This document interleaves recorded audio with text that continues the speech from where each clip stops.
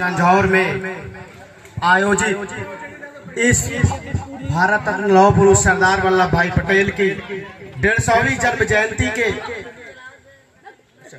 ग्राम सभा खड़गपुर के 150वीं जयंती पर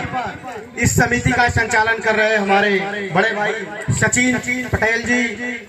और समिति के सदस्य और ग्राम सभा में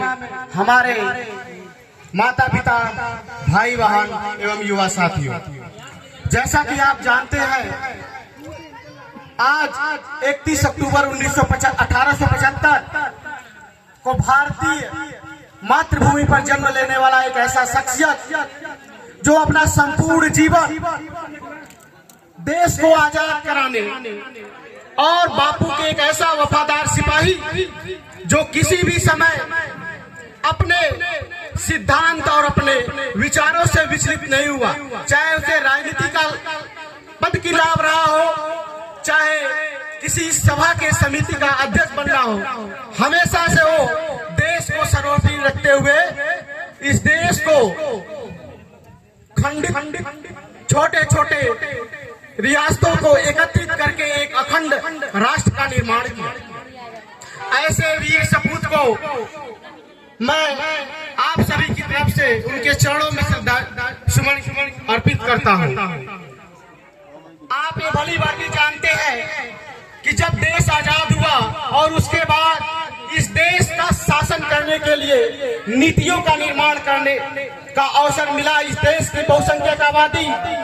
चाहे वो पिछड़ा रहा हो, चाहे दलित, चाहे आदिवासी, चाहे अल्पसंख्यक, चाहे किसी भी तबके से रहा हो, तो उन्होंने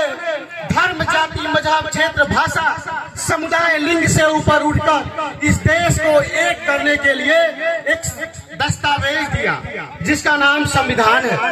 वह संविधान ही है जिसकी ताकत है कि आज इस देश के कोने कोने में, चाहे वो वंचित हो, चाहे वो श्रेष्ठ हो, चाहे किसी भी पद पर बैठा हो, उसके लिए कानून एक समान है। यह उसका ही देन है कि जब तक सदियों से जिस वर्ग के आवाज को दबाया गया, वह वर्ग आज अपनी आवाज को मजबूती के समक्ष हमेशा से उचित प्लेटफॉर्म पर रखा है। संविधान ही है और संविधान में ऐसे प्रावधान है, चाहे वो घोषित करता है कि हमारा राष्ट्र धर्मनिरपेक्ष है, समाजवादी मूल्यों पर चलेगा, लोकतांत्रिक बिंदुओं पर चलेगा, स्वतंत्रता, समानता और न्याय जैसे मूल्य को हमेशा समाहित करेगा, उसी के साथ सामाजिक, आर्थिक और न्याय की पालन करता है। लेकिन आजादी के 77 वर्षों के बावजूद क्या हमारे देश में संवैधानिक मूल्यों की जड़ हमारे देश की लोकतंत्र में पहुंच पाया? यह एक विचारणीय प्रश्न है। आज के युवा साथी, आज के वरिष्ठ नागरिकों का यह दायित्व है कि संविधान किसी न किसी रूप में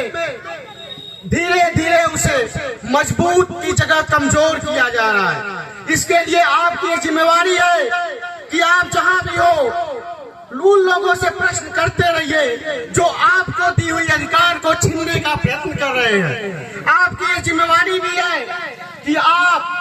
ऐसे ही महापुरुषों के जीवन, उनके मार्गदर्शन, उनके रास्तों पर चलते हुए राष्ट्र की सेवा भी करें।